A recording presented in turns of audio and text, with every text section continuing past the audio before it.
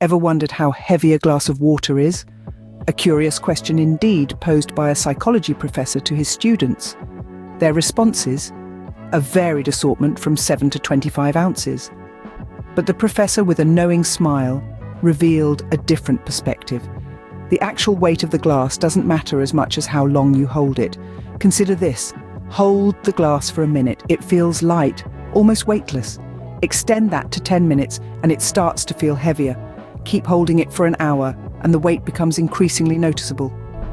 Now imagine gripping that glass for an entire day. Your hand would ache, your fingers would cramp, and numbness would set in. The glass of water is akin to the stress you carry. Pondering over it for a short while might not feel burdensome, but let that stress linger for hours and you'll start to feel its weight. Carry it into your slumber and it can become a crippling load that weighs heavily on your mind and soul. The key then is understanding when to hold on to that glass and when to put it down.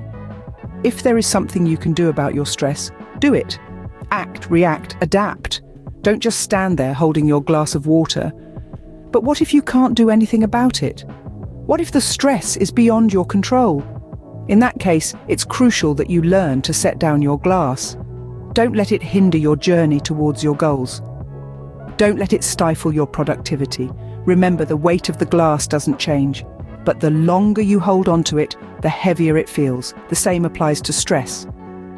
So, learn to let go. Learn to set down your glass.